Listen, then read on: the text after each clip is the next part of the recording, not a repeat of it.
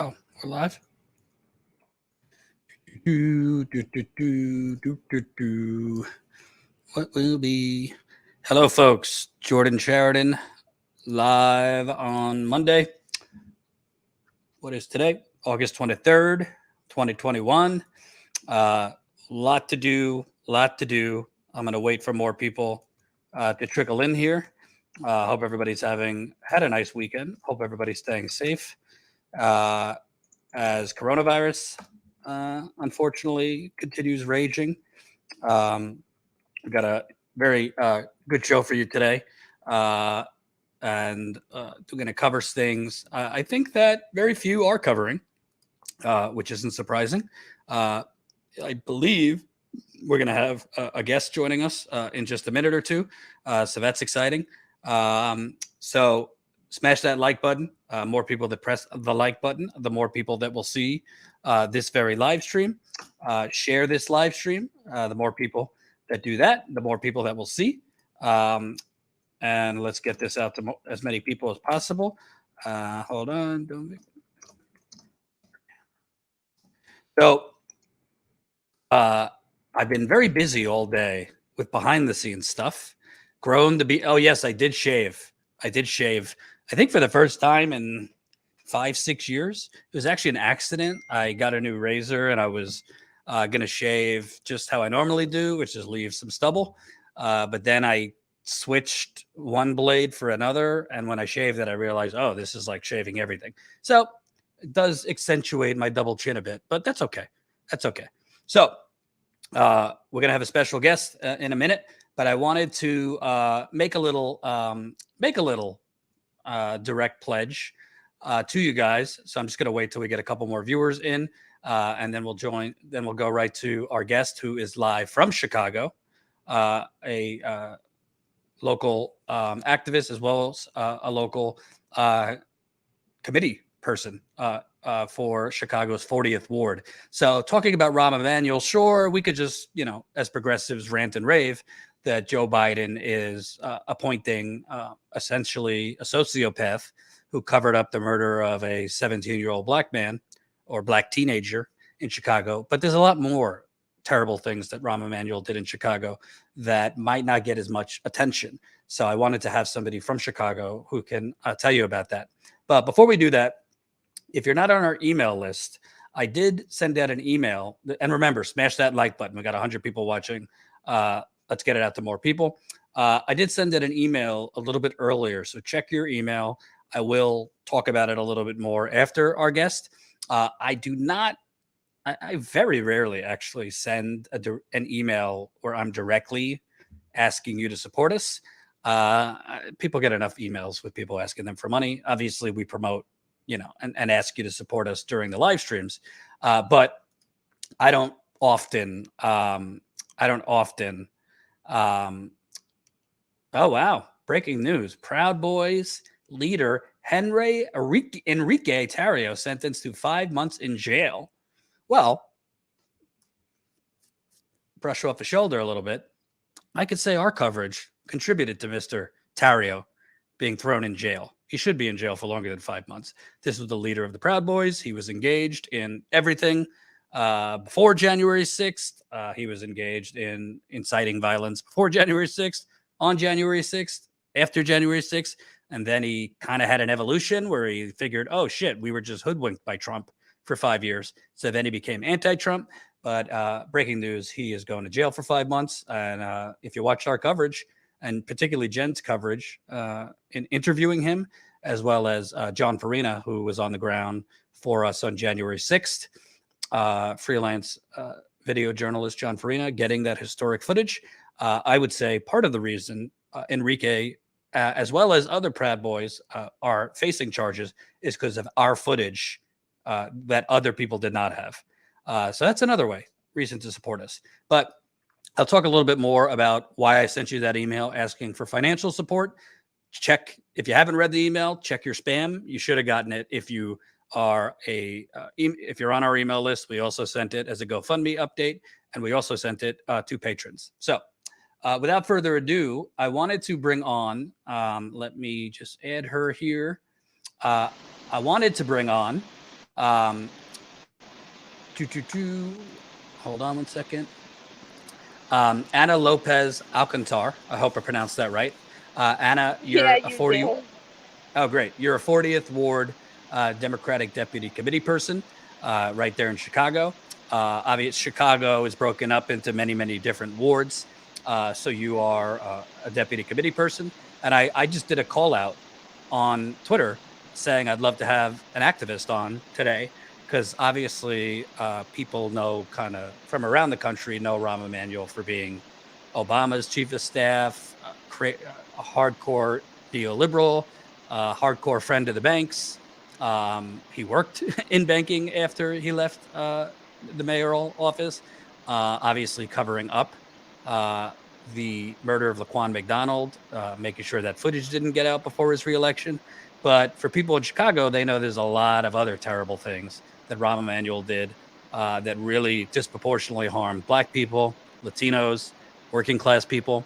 So I wanted to ask you personally if you had any experiences that you were, and we should start, by the way, the reason we're doing this if, is Joe Biden, who, said a lot of nice words on the campaign trail, talked about, we need to kind of clean up a lot of these things that I actually put in place, bad things from the crime bill, in, uh, decriminalizing maybe certain things, further investment in Black communities, yada, yada, yada.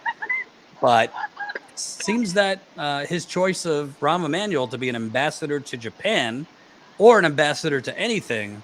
I'm a white guy, so I don't want to speak for how I would feel if I were Black, but I wanted to ask you, what is your initial reaction that President Biden has appointed Rahm Emanuel? And what is your personal experience there when Rahm Emanuel was mayor? Um, well, I, I, I'm gonna be honest. At first, I thought it was a joke because I was like, "Oh my gosh, who would appoint Rahm Emanuel?" Seeing all like the terrible stuff done in Chicago. But then seeing Joe Biden being serious, like, "Yeah, we're appointing him," I was like, my first reaction was like, "Wow, that's incredibly disgusting. It's terrible." And my experience with Rahm Emanuel was my school was one of the 50 schools that he shut down in 2015. So I definitely have.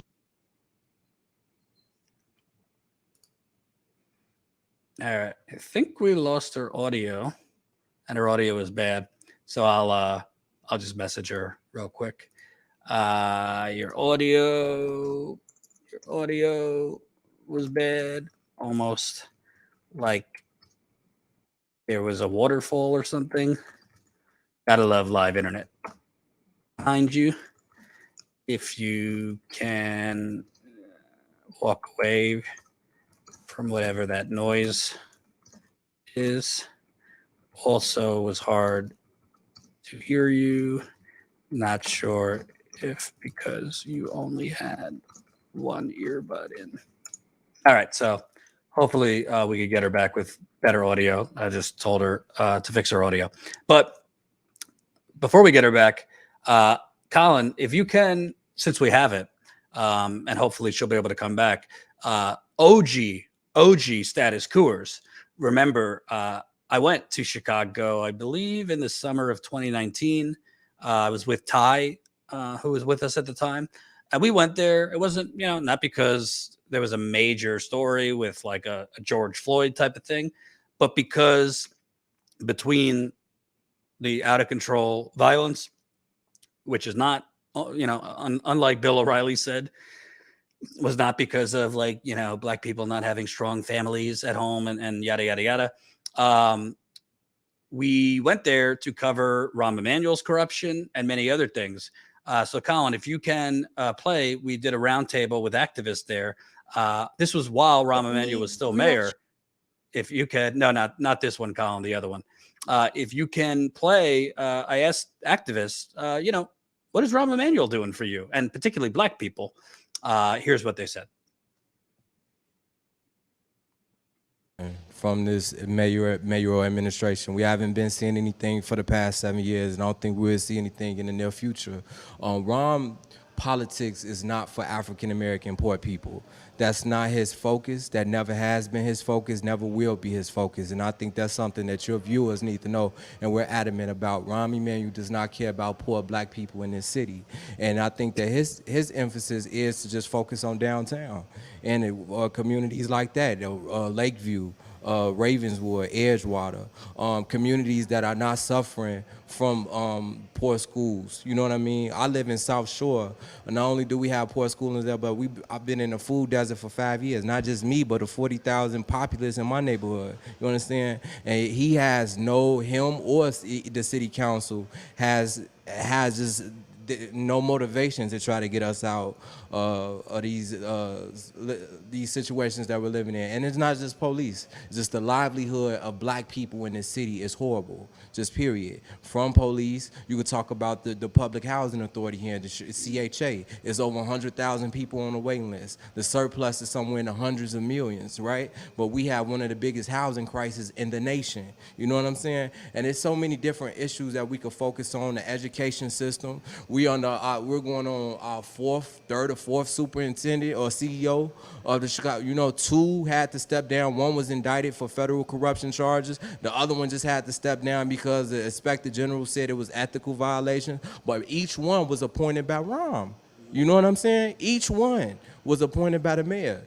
So that just lets you know what type of leadership that we under this executive administration for the mayor.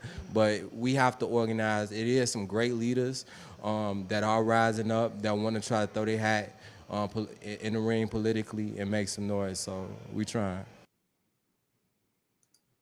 So let's try and bring back Anna. Anna, are you there? Yes, sorry, can you hear me? Yes, can hear you better now. Okay. So I don't know if you heard any of that clip, but this was 2 years ago when I was in Chicago interviewing activists, and they told me straight up, Rahm Emanuel is not for black people in Chicago. So I wanted to hear, first of all, your reaction that the president appointed him to be an ambassador to Japan or appointed him to anything. And after that, what was your personal experience dealing with him in Chicago? You can hear me, right? Yeah, I can hear you. Okay. Like I said, at first I thought it was a joke, but it was kind of disgusting, his appointment. Not only since I lived through the Rahm era in 2015, I was around 10 years old, so I definitely had a lot of really anger towards that appointment.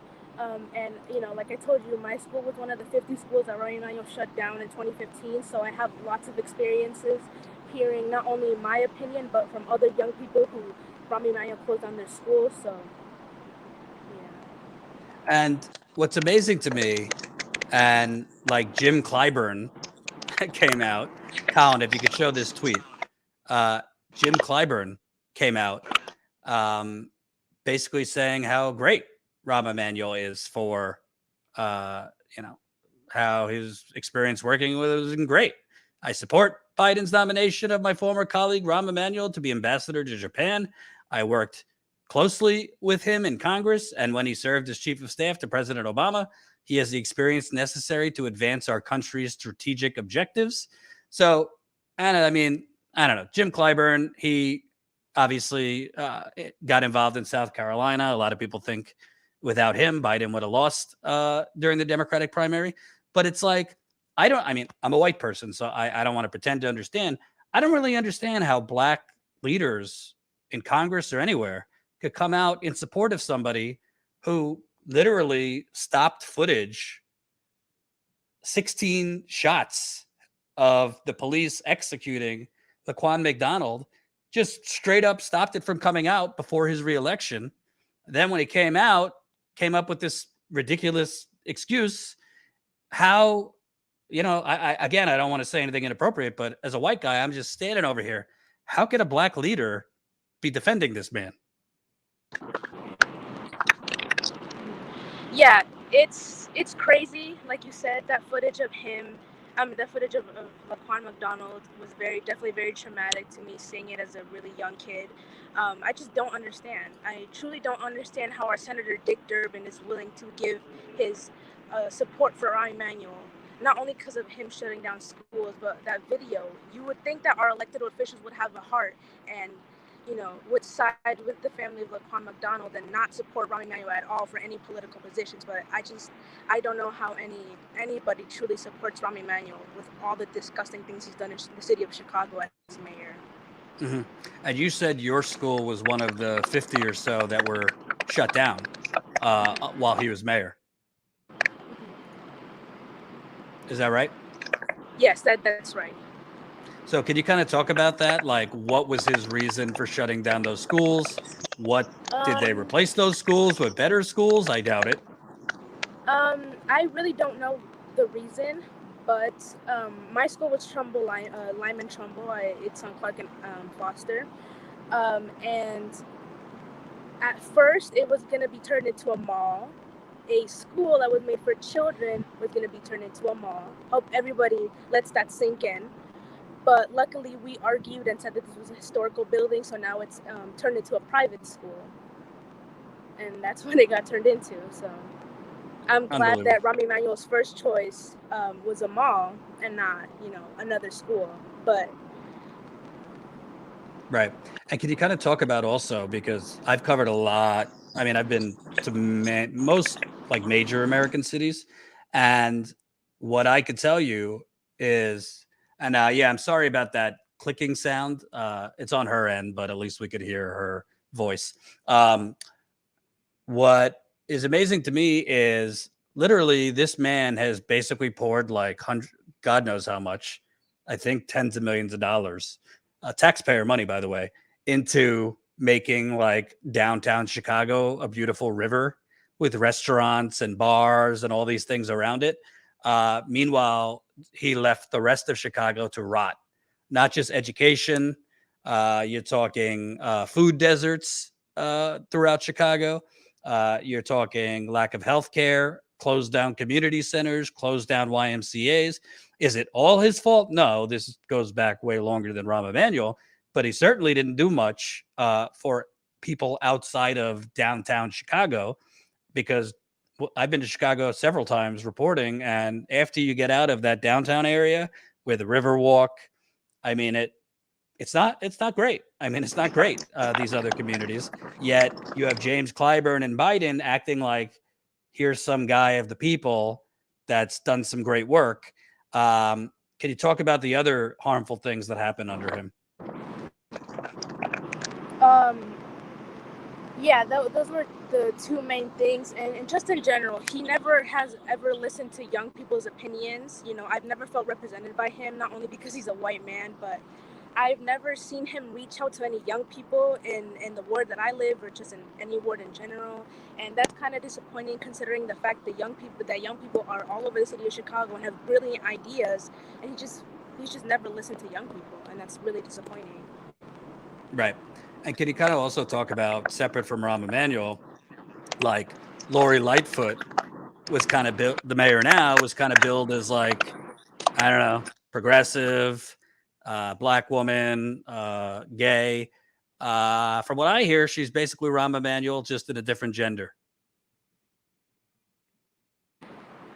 Yeah, unfortunately, I was very, like you said, I was very excited for Lori Lightfoot to come in. She was a woman of color. She was gay. I saw myself in her, but she's basically the same person. Again, she uses young people to her advantage, and not only that, when the unfortunate murder of Adam Toledo happened, I saw the exact same. She had the exact same person as Rahm Emanuel. She was the exact same reaction as Rahm Emanuel. And that truly hurt me, seeing that I saw myself in Adam Toledo. He was a young Latinx kid, and that really hurt me as well. Right. And last question, talk about Chicago because, I don't know, Biden, the Democrats were pushing this notion that everything's going back to normal. Jobs are roaring back. Everything's just dandy. Cases were going down. Obviously they're back up now, but I don't know. If I went to Chicago right now, or, I was just in Flint, been to some other places recently. I don't know. I don't really see a roaring economy for anybody else, anybody other than like kind of upper middle class white folks. I don't really see the economy bouncing back for black people in Chicago. And I think Rahm Emanuel and basically the neoliberals that run Chicago kind of set it up that way. where even if the broader economy comes back, there was never Rahm Emanuel, there was never any investment in Black communities there to basically take those gains from the broader country and have them, spread wide to, all of Chicago. So is everything just dandy in Chicago now that, the national narrative is the economy has been coming back? No, not really. Most of our elected officials have failed us in every single way, whether it's economically or just being representatives. Yeah, Chicago, as much as the economy is growing in the United States, it doesn't really feel like it hit here in Chicago. Mm-hmm. And talk about yourself. You're a local committee person in the 40th ward. The 40th ward. What are some of the things you're seeing on the ground right there that a lot of people don't know about? Definitely. We have lots of neighborhood activists that are super amazing and are always watching out for us young people. We have Alderman Andre Vasquez, who has been pushing for a lot of police reform and stuff like that. We have Committeewoman O'Keefe that has been, trying to raise lots of issues with young people, especially with voter registration. So luckily in the 40th ward, we're pretty okay, but I know in other neighborhoods, the representation isn't really good. Gotcha. Thanks for joining us, Anna. You were with the 40th ward there, Anna Lopez Alcantar. Keep doing good work out there. Thank you. Goodbye. Bye-bye. So, I wanted to have someone local. Sorry, audio was an issue. I kind of got her last minute, so next time we'll test. But something that really stands out to me, and I want to be careful because I'm not Black. I'm white, clearly, so I don't want to come off in any way like I'm condescending or telling, Black people what to think. But something that comes out to me is you kind of had like little things here and there. Like, I don't know if you remember during the Democratic primary, like P. Diddy came out and said like, no, yeah, Trump's terrible, but give us something to vote for. We're not going to just automatically give you our vote to Joe Biden. A couple other Black celebrities kind of said things like that.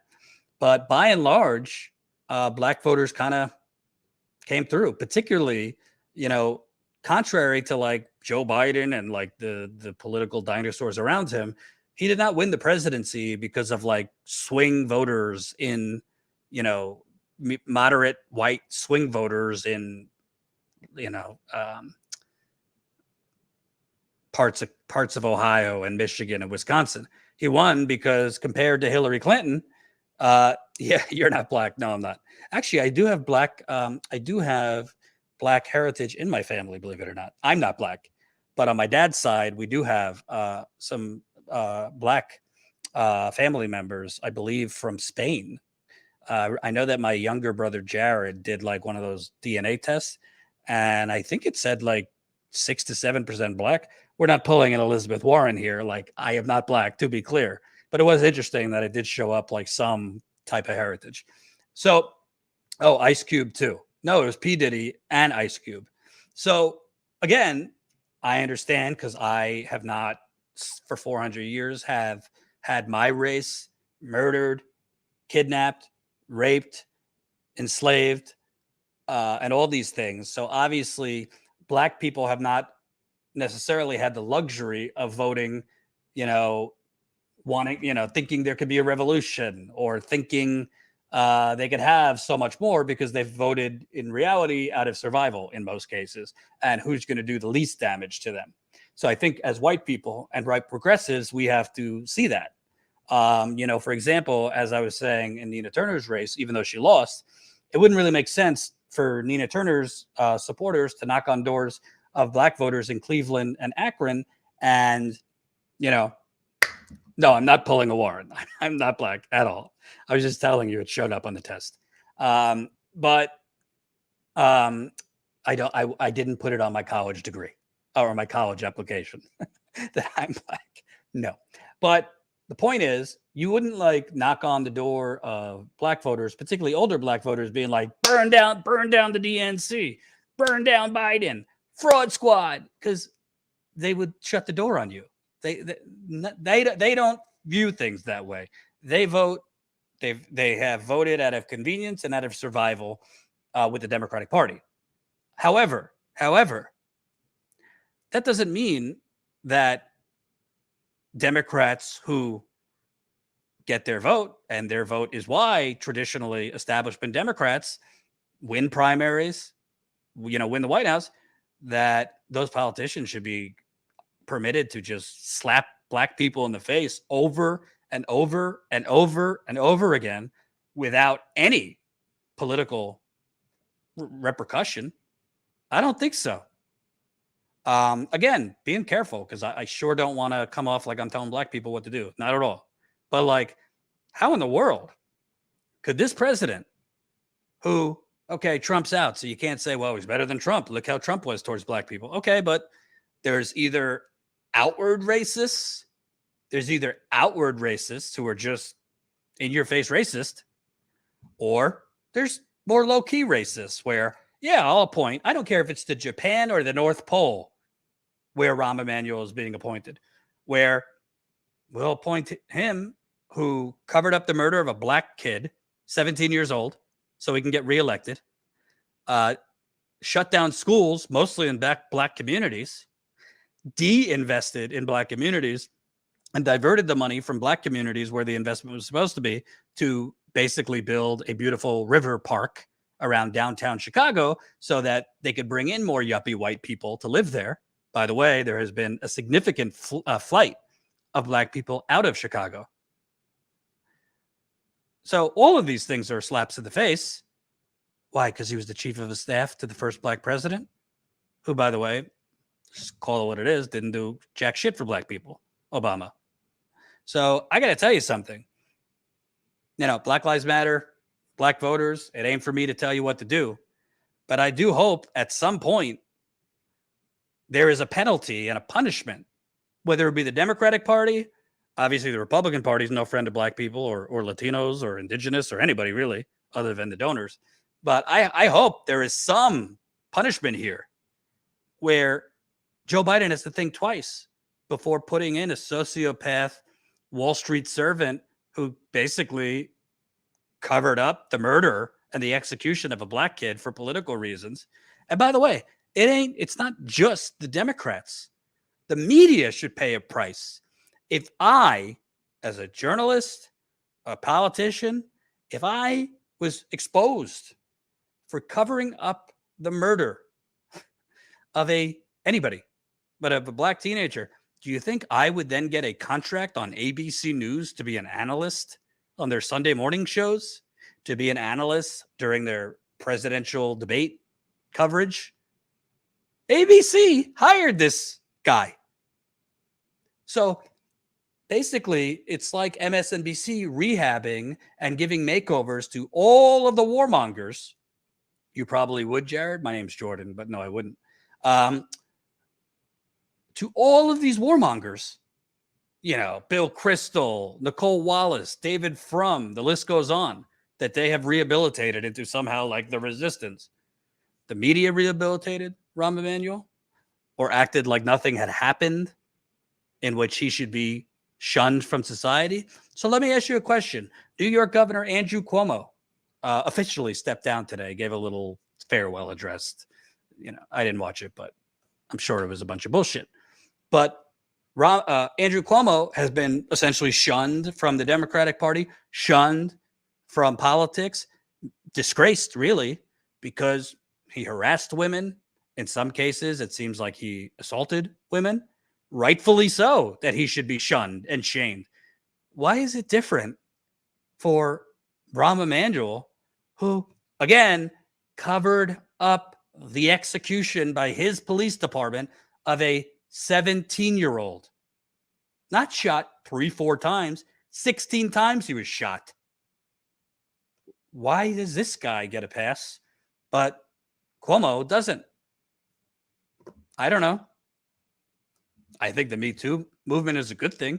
I think Cuomo should get justice, should get shamed, should get thrown out of politics, should be disgraced. Frankly, I think he should have been thrown out when he allowed seniors to go to their deaths in nursing homes.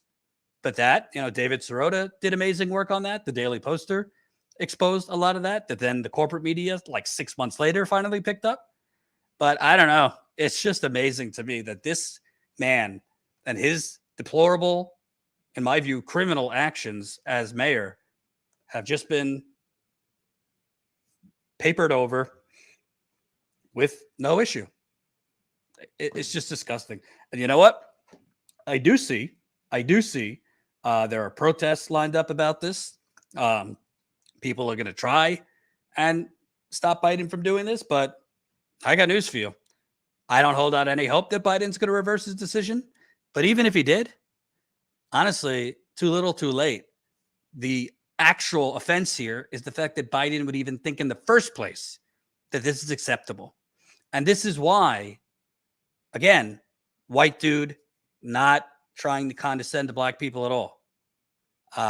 And, frankly, I'd like to have some other folks that I know from Chicago on in the black community. But this is why it is problematic, to say the least, when white politicians, Hillary, Biden, Pete, fill in the blank, not just men. I mean, Hillary, Obama, frankly. Yeah, they show up to churches during election time. I've seen it in Flint where white politicians show up to big church gatherings on the water crisis. They act outraged and indignant about the crime done to black people. And then once the cameras are gone and once the church service is gone, they go out and they screw black people. In the case of Flint, there are white politicians, Congressman Dan Kildee, Michigan Senator Debbie Stabenow, the current mayor of Flint. Oh, they show up to the churches, all right. They make nice with the pastors, who then tell their worshipers support this candidate, and then they are quiet as a mouse when a cover-up is exposed on the Flint water crisis, which Jen and I recently broke a mega story on that. They're quiet as a mouse as gentrification continues, pushing black people out.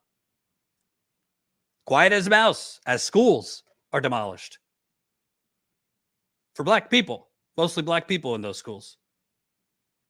It's just disgusting.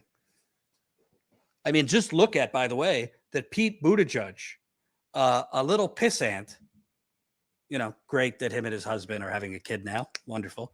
No, I mean it. That's good. But a man that literally his main accomplishment as mayor of South Bend, Indiana, other than gentrifying 5 blocks like Rahm Emanuel did, was literally demolishing homes in black and brown communities. We did a reporting tour through South Bend. We drove through the black and Latino parts of South Bend, literally a sea of empty lots. Buttigieg bulldozed all those homes. 1,000 homes in 1,000 days. Left them. Homeowners tried to get the city under Mayor Buttigieg not to do it. Said, work with us. So, it's not that we want to leave our homes decrepit and falling apart. We don't have the money to fix the door, fix the roof, whatever. Can you work with us to do those things? Nope. Why? Because he wanted to push people out of those communities and further gentrify it.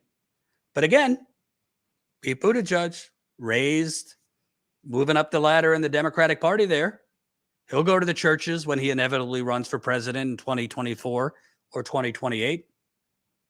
Maybe as transportation secretary, he'll do 1 or 2 things that they could spin as specifically for black people. So I got to tell you something. I really hope, I'm not going to tell black people how to lead their lives or lead their political movements or whatever. I really hope they collectively fight back against this. Because, as you know, Biden, I actually think the $3.5 trillion reconciliation deal, that, by the way, is not Biden's accomplishment. It's Bernie Sanders' accomplishment. I know it's very, big on the left right now to just shit on everybody, call everybody a sellout. And then when the people you're calling sellouts and saying aren't fighting actually do fight and actually do play hardball, just ignore that. You see these channels who have been doing this for the last year, quiet as a mouse on this $3.5 trillion reconciliation package that Bernie Sanders delivered. Universal pre-K, free community colleges, expanding Medicare, actual climate change proposals with teeth, in addition to other things. I guess those things are incremental because Bernie Sanders can't snap his finger and give you Medicare for all. Because he's not the president.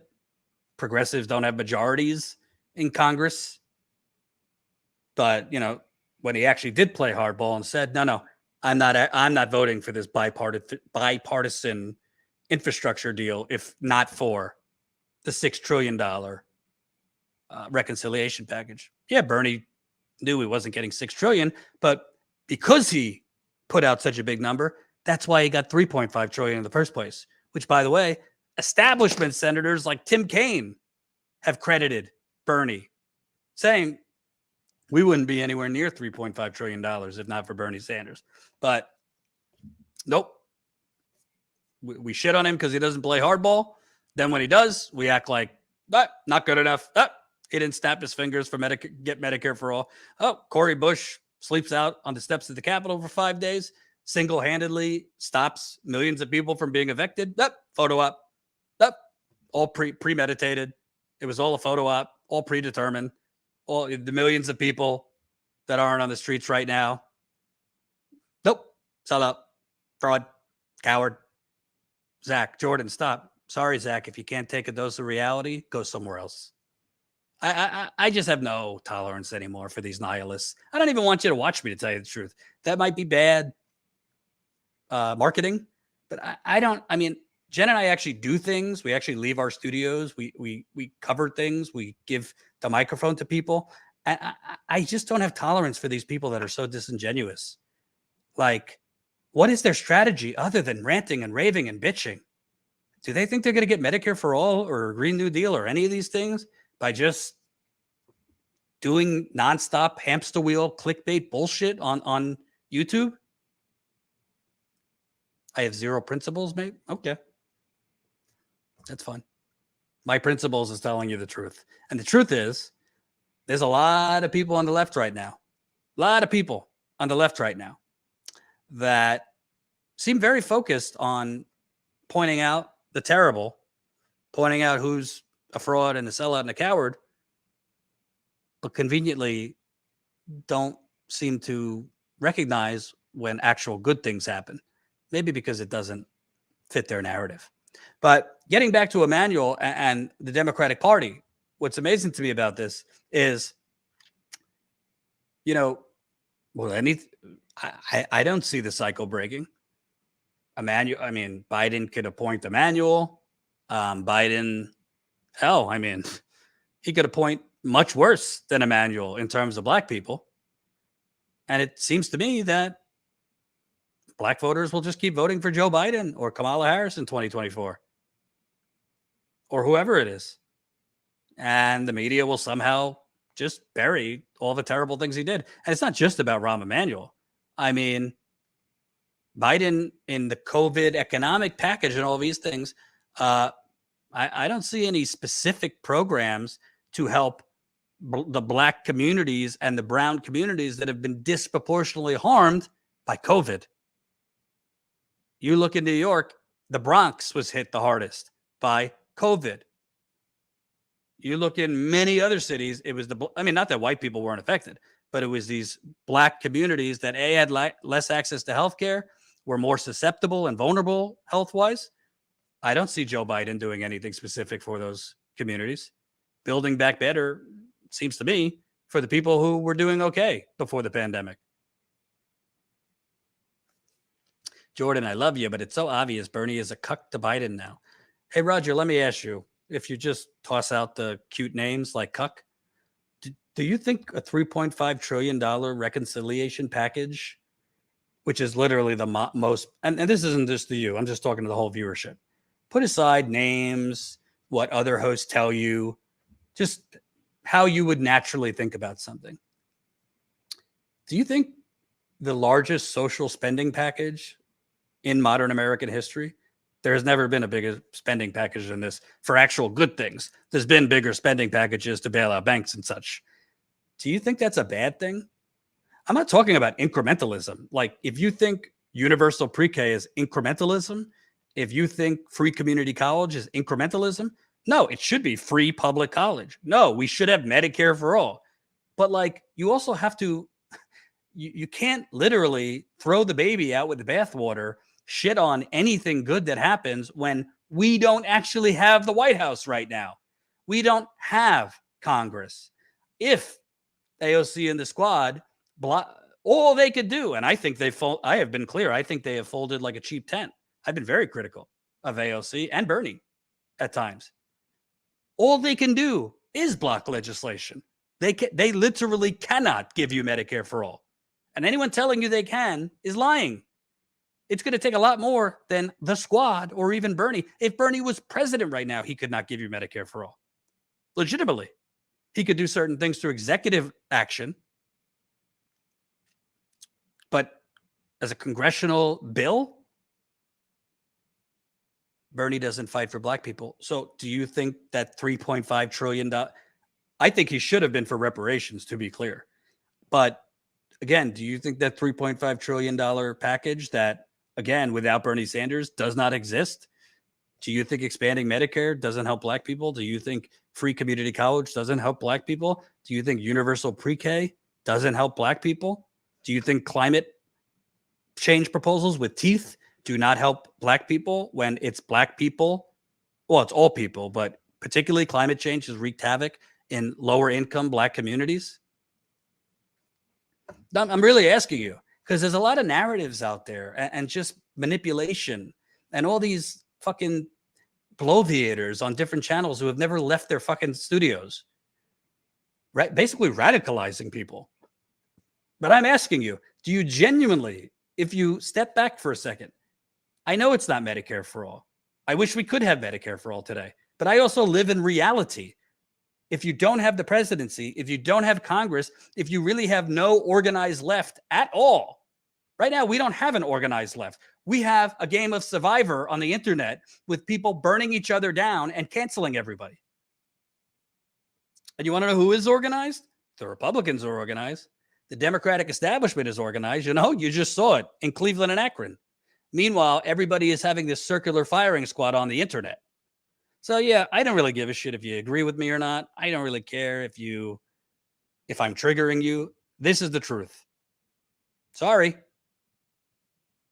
And if you genuinely think, I'm telling you, if you genuinely think that basically just doing this nihilistic circular firing squad and never actually acknowledging when good things happen and just screaming as loud as possible at the squad and Bernie and whomever else is actually going to make them fear you, then I think you need your head examined, because it doesn't. It makes them disregard you. It makes them marginalize you, and it makes them ignore you. You know how you make them fear you? If all the people on the internet right now and on the Twitter spent as much time as they do canceling everybody and calling everybody Lucifer and sellouts, actually creating community hubs for economic boycotts, you'd actually get closer to Medicare for all and a Green New Deal and things. Ranting is not action. It's just ranting. People need to be radicalized. The more, the better, and out into the streets. We agree. But my point to you guys, and this is the point I think, like, where people talk over each other, it's not radical calling people frauds, sellouts, and cowards. That's not actual radical revolutionary stuff at all. It's not. It's also not organizing.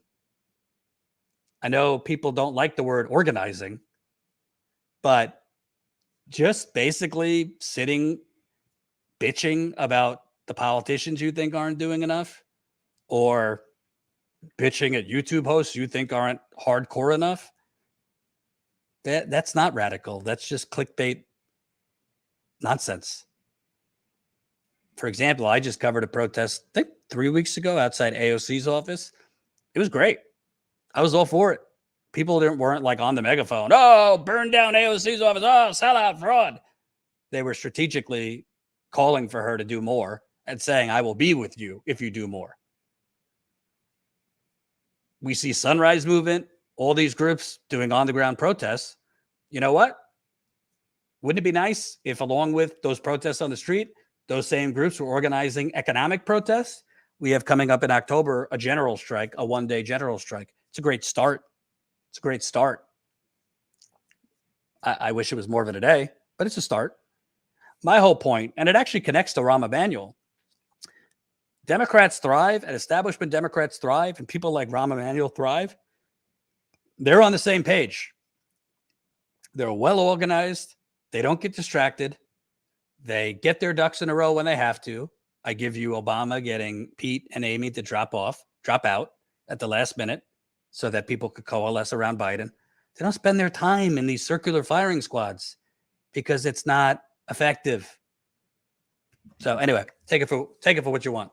Colin, I wanted to get back to the Emanuel point. Could you play part of that other interview? This was, I believe, an alderman in Chicago, and what she was saying about Emanuel. It needs real change in Chicago to address the police issue and the crime issue that you just mentioned. I believe that Rahm Emanuel runs things through executive order, much the same as Trump does on our national level.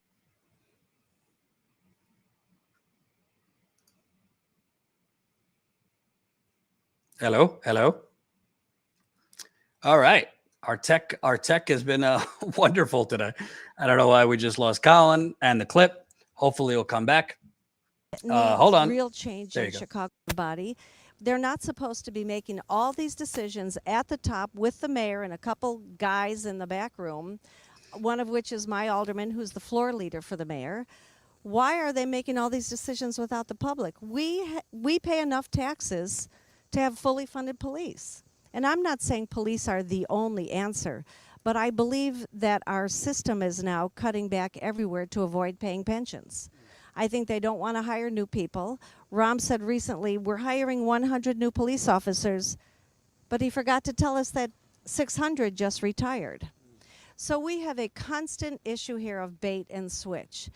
No one really can tell what's going on exactly. You have to just stand up and ask constantly and consistently, and you have to build power.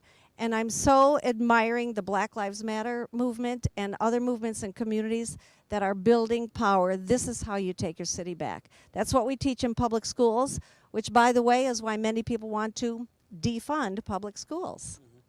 And you see Rahm Emanuel do all this nice, sweet talk. He went against Trump on several things, but he's running the city very much like a Republican, frankly worse than some Republicans.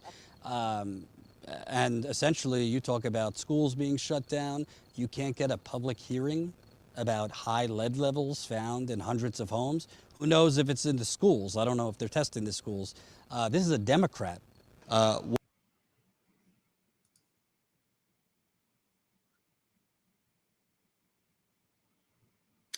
right, 3 for 3. I don't know what the tech problems are about. But bottom line, I think what that clip was showing also, you separate, take away, what's his face? Rahm Emanuel covering up the murder of Laquan McDonald. He literally covered up, massive lead problems in Chicago, didn't do a damn thing. They were affecting mostly poor black areas. He did nothing. He literally signed off on a $95 million police academy. Like Chicago needs more police. Chicago needs less police. Frankly, Chicago needs about 75% of the police force to turn in their badges. Real talk. So this is the man, other than him covering up the murder of Laquan McDonald. This is who you are making ambassador to Japan. And, hey, maybe the Japanese will somehow like working with Rahm Emanuel. I have no idea why. Maybe, I don't know. I don't know what, other than a ceremonial thing. So Biden and the Democratic establishment could do a favor so that Rahm Emanuel doesn't feel out of the game. But if they care more about doing favors to corporate servants like Rahm Emanuel than respecting and supporting the Black community, then I think the Black community needs to have a response to them at the voting booth. At the voting booth, for sure. So that's the Rahm Emanuel discussion. I might try and get another person on tomorrow about that. But I wanted to pivot for a second. And if you haven't pressed the like button, please press that like button. Please share this live stream. More people that press the like button, more people that share, we'll get it out to more people. I wanted to talk for a second, and I don't know if you're there. Oh, Colin, if you're there. I wanted to talk about for a second. I sent out an email this morning, and to people on our email list. I also posted it as a GoFundMe update. I also sent it to our patrons. So I sent out an email, and I rarely, I mean, as a company, we send emails, but I personally don't often send out an email just with a direct, like straight up pledge to support us financially, unless I really have to.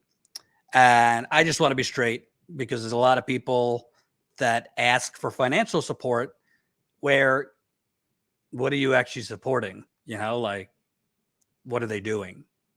Right? Other than, you know, some videos on the internet, creating drama or covering bullshit. So I wanted to tell you, you know, just real talk to our audience that already has supported us amazingly, that right now is a tough time for us. You know, as a small media startup, and I know this is going to trigger, you know, the people stop begging for money, then go away. Go away. But, you know, sometimes we get lucky and we do a trip or two that things blow up, and the super chats are rolling in, and the membership signups are rocking and rolling. And sometimes we even break even on a trip. Most trips, we just break even. It's very rare that on reporting trips we take, we actually make money on it. That because there's so much costs with, you know, 2 to 3 people traveling, especially when it's 3 people, food, hotel, all that. But recently, we did a 2-week reporting trip. If you remember, we went through Pennsylvania, Ohio, Wisconsin, Kentucky, and then West Virginia. And then that was for 2 weeks with 3 people. So that was pretty damn expensive. Even though we were being frugal, we didn't fly. We rented, we drove my car.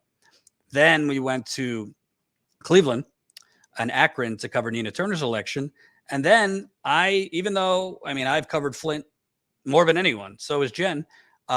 We were a little hesitant to go back to Flint because we had already spent so much money for the few previous trips. But we decided, you know, we're so close. We're in Cleveland. It was about a 2.5, 3-hour drive.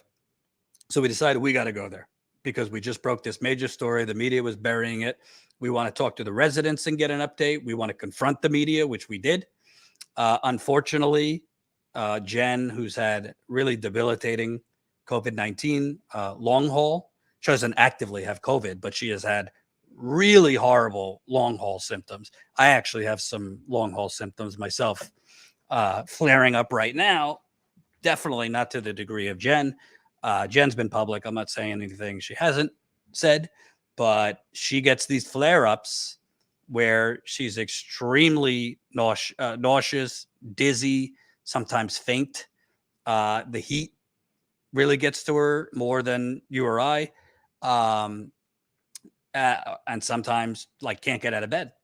And unfortunately that happened towards the end of our Flint reporting, to the point where we had an interview scheduled, but we had to take her back to the hotel because she was that sick.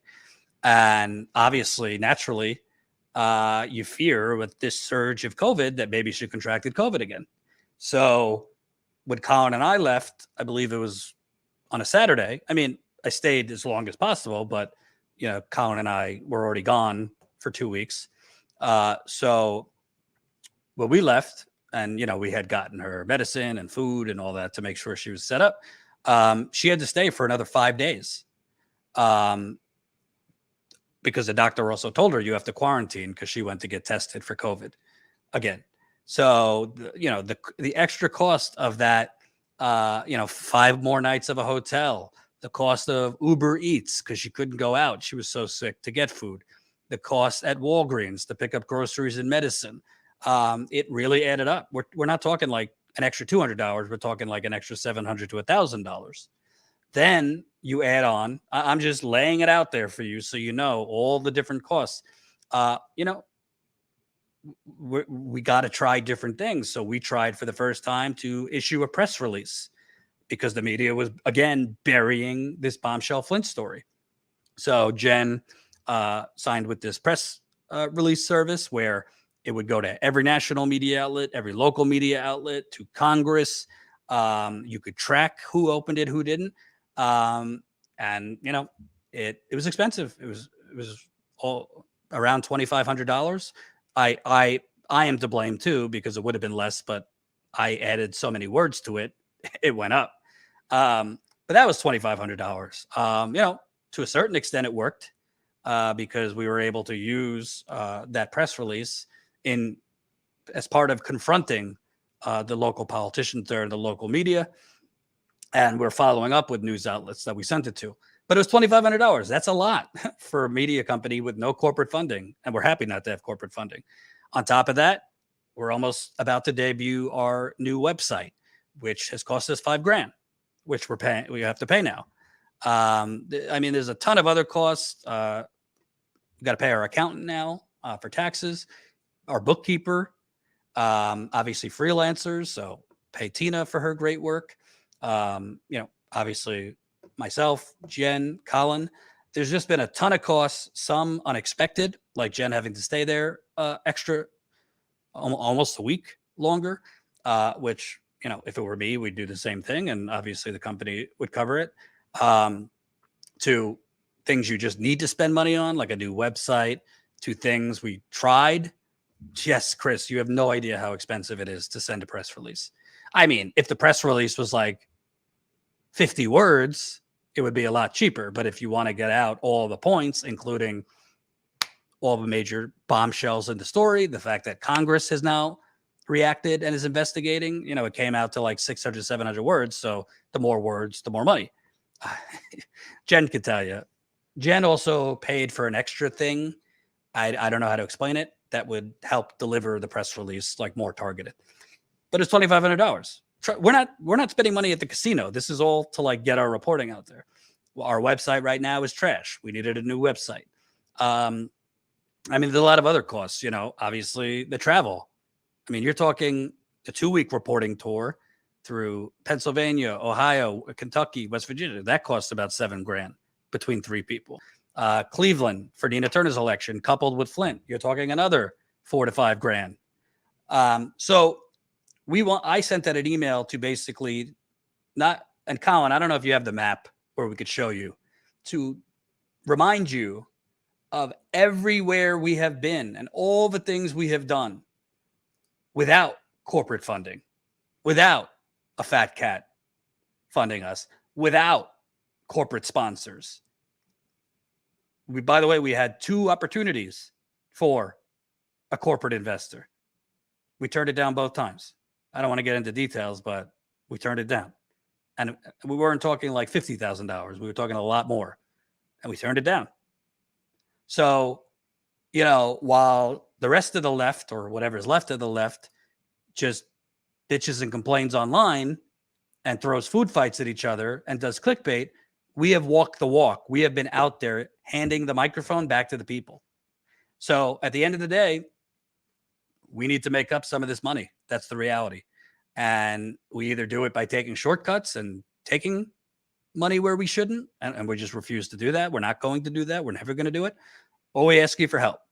So, Colin, if you have the graph, we've pledged to try and fundraise this week. At least, we'd love more, but at least $6,000.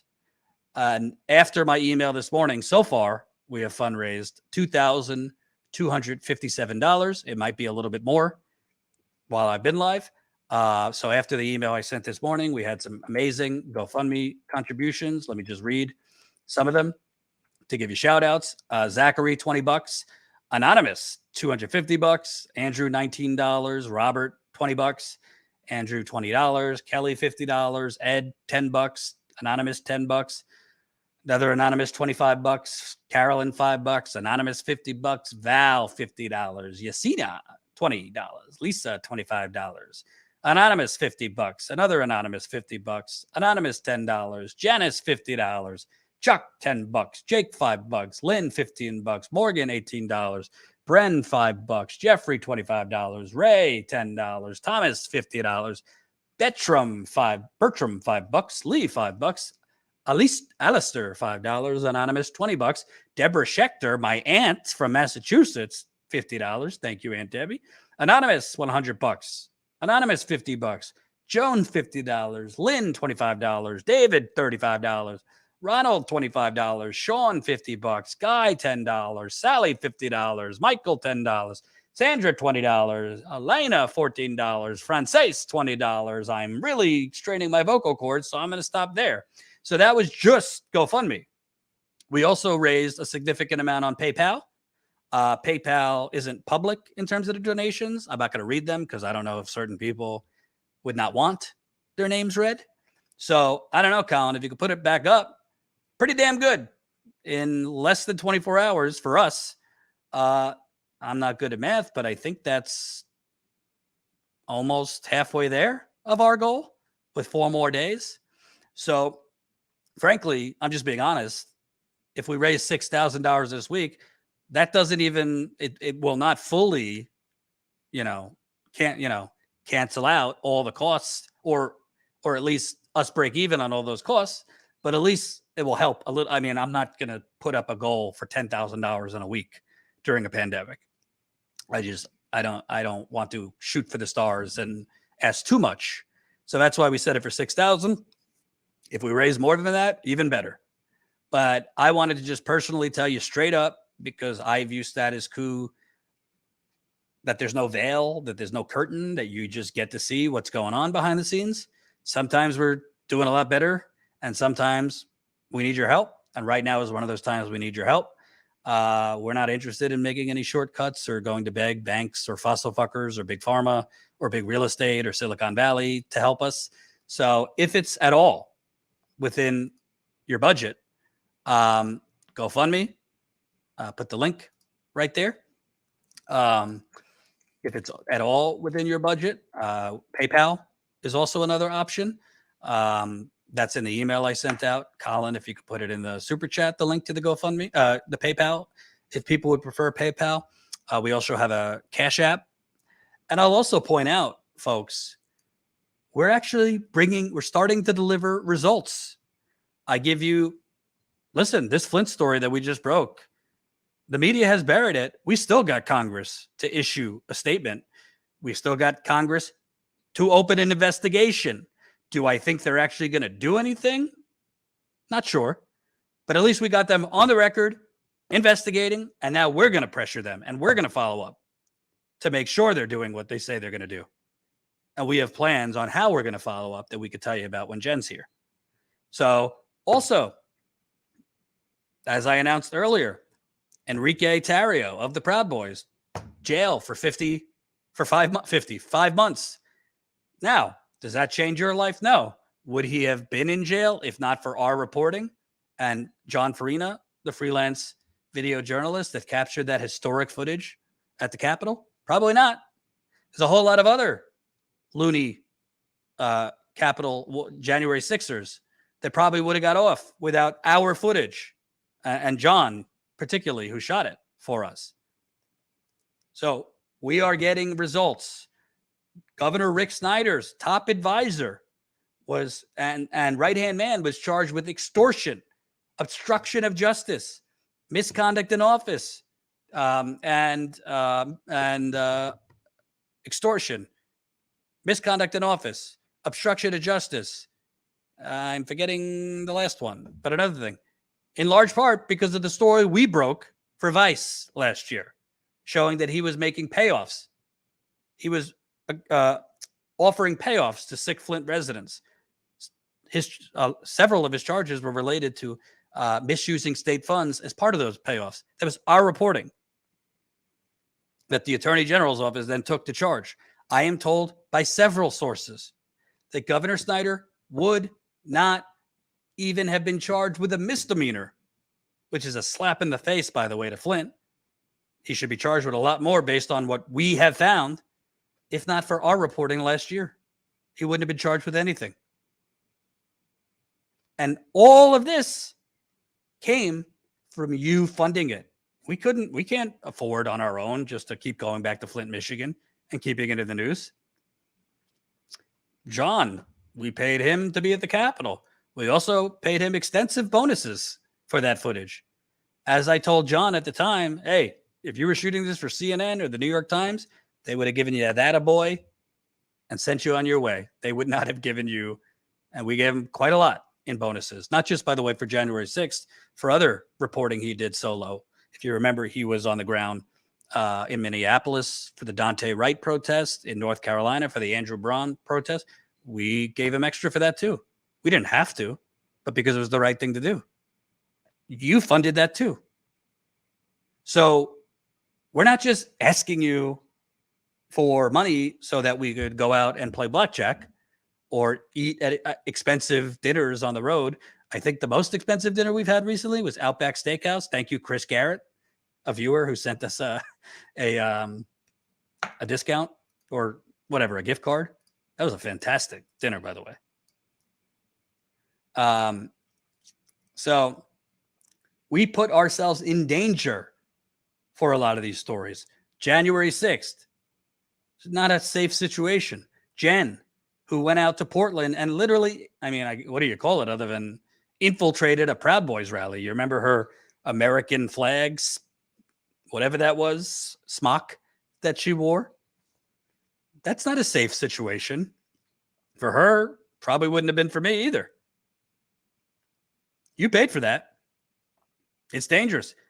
Tina Desiree Berg, who's a freelance journalist who does some reporting for us out in LA, she literally just got attacked at an anti-vaxxer rally. They were saying, take her mask off. And a guy basically almost punched her in the face. They did pull her mask down. She's been attacked in other ways too. So we're not like just asking you for money and we go to do these calm interviews everywhere. I've put myself in danger quite often. Jen has too. Tina has. So, unlike a lot of other outlets that send you, 10 fundraising emails a week begging you to help them survive, and they get the money, and then what do they do with it? Do they reinvest it to hire reporters? Do they invest it to cover new things other than Trump and Russia and bullshit? And no. We don't need to talk because our actions speak for themselves. So please, any amount, and I get it. Not everybody could do it right now. It is a pandemic. Totally understand. People have been, screwed financially, lost hours at work, lost your jobs, maybe now got your jobs back, but are still kind of trying to get above water. So if you can't, you can't, and that's fine. But if you can, please support us. You could do it on GoFundMe. You could do it on PayPal. You could do it on Cash App. Because honestly, there's a lot more we want to do. Not just on Flint. On the pandemic is surging again. We want to cover that. Frankly, I don't care. I don't know what Joe Biden, the Democratic Party, is talking about. The economy is not coming back for people living in reality. It's not coming back. Gentrification is running amok. We want to cover. I would love to, maybe not at this moment as COVID surges, but would love to cover Line 3 and the protests going on there. We just paid a freelancer to go out today and get us footage. Colin, just let me know if we have that footage yet from protests in D.C. to try and stop the Line 3 pipeline. So we're putting your money where our mouths are, if that is a saying. And let's not forget, while we've done this, we have built a paid membership model. So I don't know, I didn't look today, but last time I looked, we were over 1,900 paid members. That's not an easy thing to do. We've built that over 2 years. No, 2 years. We were almost at 2,000, and then COVID hit, and we lost a lot of members for understandable economic reasons. So we really appreciate it.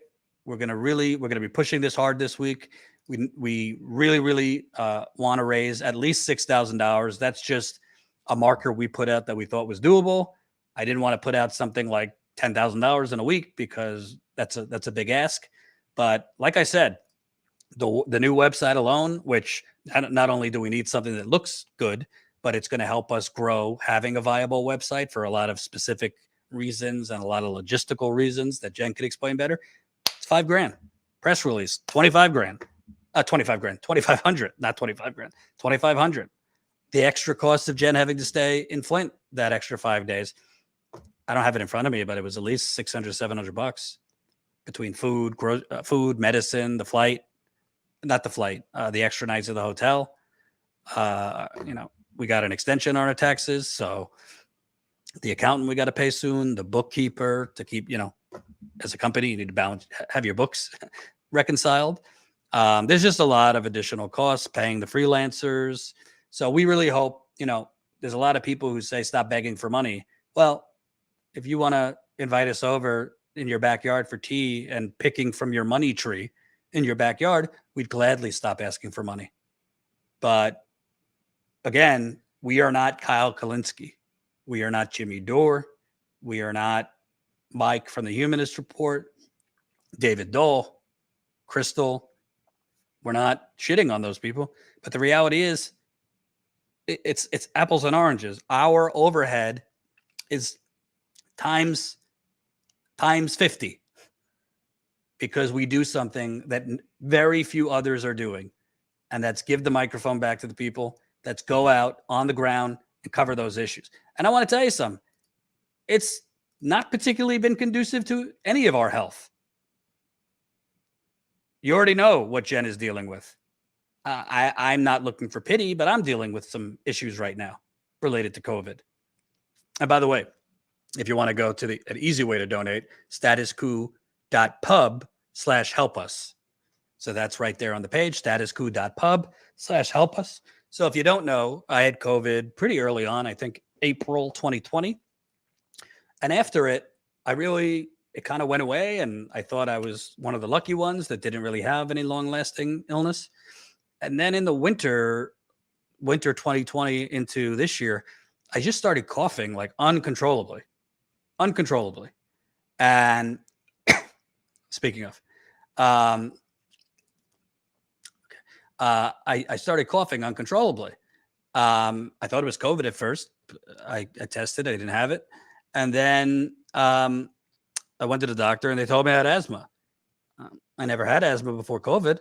And they told me it's probably inflammation from COVID because I was coughing my lungs out while I had COVID. So they gave me an inhaler, all this. It went away temporarily. And then for the last 3 months, I've been coughing again. I don't know if certain seasons are worse than others. I don't know if the doctor said you might be on the road and there's some environmental triggers that are triggering the asthma. I took 2 packs of steroids, not to be buff, but to get rid of the cough. The cough goes away with the steroids, but then it comes back. I've tried 2 different inhalers. Now I'm getting allergy tested this week. I went to the pulmonologist on Friday. They do one of these tests where, breathe in and then breathe out really fast and really hard. And I'm wheezing at the end of that. She said, that's your vocal cords. So I got to tell you, I mean, a lot of people have it worse than me, but I'm actually struggling right now where before this, I was on a business call for about an hour and a half. My throat hurts by the end and my vocal cords hurt. If you don't notice, my voice is a little raspy at times. Doing a long live stream is not really terrific for my vocal cords right now. So I'm working on it. I've tried the inhalers. Now I have nose spray because the doctor told me it might be some type of post-nasal drip / congestion, which is dripping down and then triggering your asthma. So who the hell knows? But the point is, we don't really get vacations here. I had a honeymoon that Jen filled in, amazing for me. but we don't get like long vacations. We don't really have the luxury of just kind of like doing a live stream every day, for like an hour or two and not much else. I mean, you might see a live stream for an hour or two. There's a lot more going on, including investigative reporting. I'm currently working on two stories in the background. One that might be big if I could get this person to go on the record. So please support us. Want to read some other GoFundMe donations that just came in. Thank you. Thank you. Thank you. Colin, if you could show it on the screen. Anonymous, $30. Anonymous, $25. Anonymous, $50. I can promise you it is not Rahm Emanuel as anonymous. It is not Jamie Dimon. It is not anybody that you would think of. Yeah, but thank you. Anonymous, $30. $25 anonymous. $50 anonymous. Richard Starr, $5. Zachary, $20. $250 anonymous. Holy cow. Thank you. Really appreciate it. Have also gotten an additional 5 PayPal donations. So thank you. But keep it coming. And I want to tell you, because it really does agitate me sometimes. Were you able to publish the Flint story anywhere? Where you been, Dave? Where you been? Yeah, we published it in the Intercept and Detroit Metro Times. It hasn't been picked up by any media, but we're not stopping. We're not giving up. We're going to keep trying and get this story picked up. But yeah, if you go to the top of my Twitter, the story is right there at the top. But I will say to the people that say, stop begging for money, glasses off. As long as there are communities like Flint, Michigan, Black people in Chicago, Native American people in North Dakota, Minneapolis, protests going on all over the country for police killing Black people, for toxic pipelines, for healthcare, for the planet on fire. As long as there are actual candidates that seem progressive to interview, as long as there's exploding homelessness, as long as there is mass evictions happening throughout a pandemic, despite a moratorium, as long as there is multiple cover-ups from Flint to Louisville and the Breonna Taylor murder cover-up, which we went on the ground and spoke with her aunts and other people, as long as Joe Manchin is from West Virginia and there's clear corruption that we could dig into, which we did on the ground in West Virginia, as long as Amazon continues its economic terrorism, not gentrification, economic terrorism on Seattle, on New York, on a whole lot of other places, which we went to Seattle to cover the exploding homelessness and rent prices going up 70% in 5 years. As long as Black men like Botham Jean in Dallas are being murdered. Remember Botham Jean? He did not get the coverage of George Floyd. We went down there to cover Botham Jean, 26-year-old Black man, came from the Caribbean to study here, was shot in his own apartment by a white police officer who just happened to think it was her room, happened to think it was her apartment because Botham lived a floor over her. I could keep going. As long as workers are getting fired, General Motors fired 15,000 workers in Detroit and Ohio. We went there after they got a $51 billion bailout, might I add. I mean, the list goes on. Colin, put up the map. Maybe I need a memory call of all the places we've been. We went to Vancouver. We crossed the border. Homelessness exploding there. Iowa, New Hampshire, South Carolina, California for Super Tuesday, Michigan. We covered the entire primary. Shoestring budget. Detroit, we've covered the water contamination there. Minneapolis, we were on the ground for the Dante Wright protest. Elizabeth City, North Carolina, we were there when no other independent outlet was there for the murder and police cover-up of Andrew Brown. Louisville, Kentucky, Moorhead, Kentucky. There ain't no media covering Moorhead, Kentucky. We were there because Jen found this amazing, terrible story of poor people living in a mobile home park evicted during a pandemic from a mobile trailer park so that they could put up a strip mall. So as long as all that shit's going on, and I didn't even mention half of the stuff we've covered, I'll beg for money whenever I want to beg for money. Because the alternative is to go beg David Brock for money, You're a Tandon for money. Other slime of the Democratic Party for money. Other slime of the Republican Party for money. Other corporate slime for money. What's the choice there?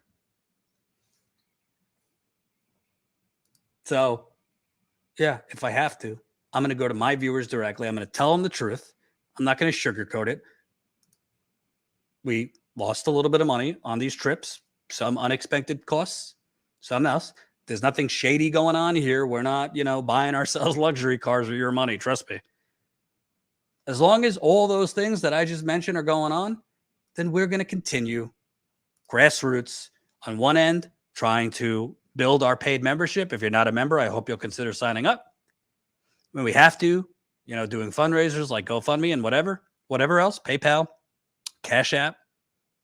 And we're going to do what we got to do, because at the end of the day, to simplify it, who else is doing it?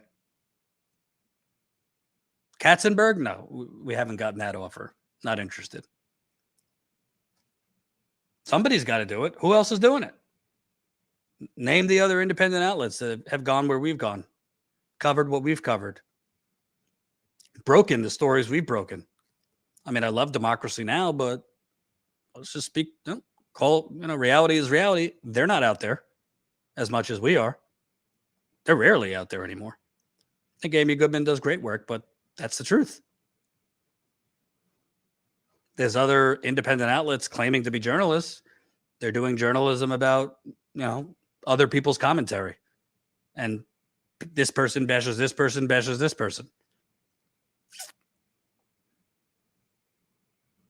Chris, wish I could support more over 12 months unemployed. That's perfectly fine. Support as much or as little as you want or can. We don't want people making their financial situations worse to support us. If you can't support us, you can't support us. And that's okay. Let me read a couple more that just came in. We really, really appreciate it. By the way, overall, we've raised $168,000 in 3 years. We launched this in September 2018. We have not pushed it every single day. There was months we didn't push it at all as we were focusing on building paid membership. $168,000 we've raised in 3 years. Damn proud of that. From 2,300 people. Thank you very much. Noel, $10 just came in. Anonymous, $30. Anonymous, $25. Anonymous, $50. Thank you, thank you, thank you. Keep it coming. And the PayPal donations. Again, I don't want to read the names because PayPal's private, so I don't know if certain people would have want their names read. So to be safe, I'm not going to. So please, if you can, support us. We really appreciate it. We do not take it for granted. What you see is what you get. We're telling you what the expenses are. We needed this new website. At the end of the day, you got to try different things when you're a startup and you're scrappy. So we tried the press release. It is what it is. Jen got sick and had to stay longer. Other business costs, marketing, social media, paying freelancers. So we really appreciate your support. Thank you, Kami John, $5. Great show, comrade. Keep up the crucial work. Thank you, thank you, thank you. Enjoyed our time on Real Progressives last week, your show at night. Libby Wiskowski, $10 in the super chat. Thank you for everything you do. It really is so important. Toxic water and ground everywhere, that's for sure. It's feet/grass type stuff I could support. Also get Jen a pair of compression socks. Funny you say that because I bought her that on the road at CVS or something. BS, $4.99. Appreciate it. I hope I didn't miss any other super chats. Let me see. Diane Brazil, $2. Thanks for telling the truth. I will. And I got to tell you, seems there's a lot of people who don't want to hear the truth. Seems like a lot of people that when you tell the truth, it triggers them because you're not feeding them the nihilism they so yearn for. And I'm not trying to lecture anyone because everybody that is so outraged at the squad, Bernie, outraged at YouTube hosts, I feel your pain. I'm angry. I'm frustrated. I'm cynical. I've been doing this for 6 years on the road. And frankly, there hasn't been a whole lot of major change. But the choice is to roll up in fetal position, say, burn down the whole thing, and go nowhere.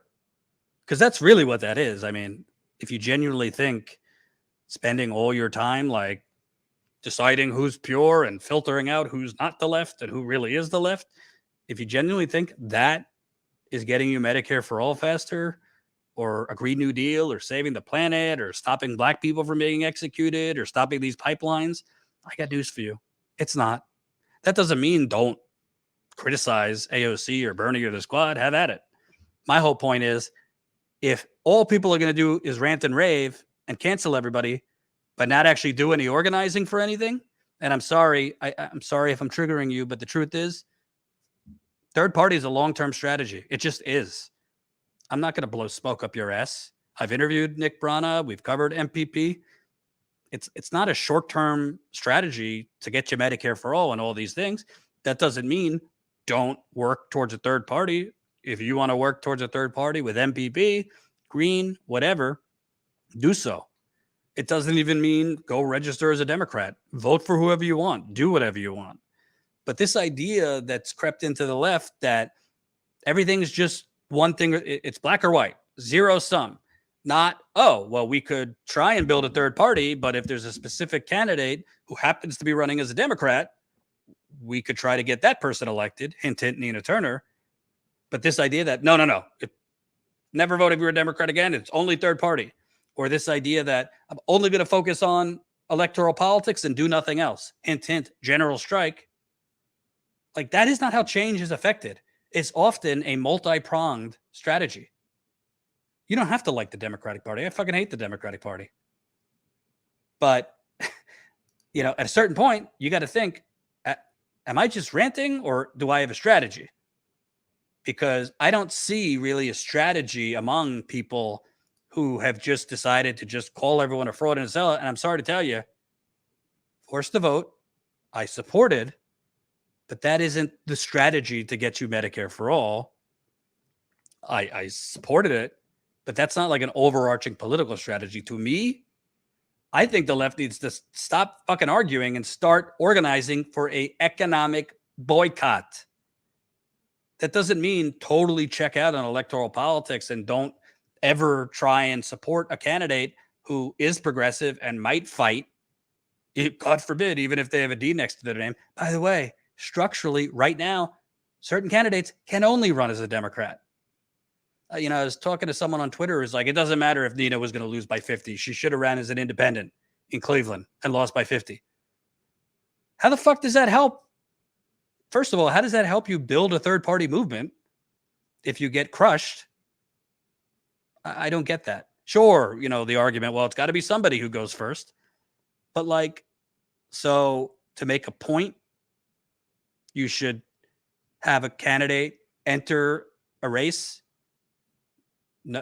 just with no strategy other than to get their ass kicked.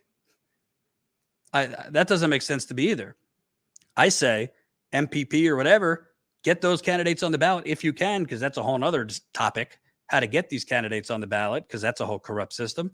Start running on the local level, getting some victories, and then build up.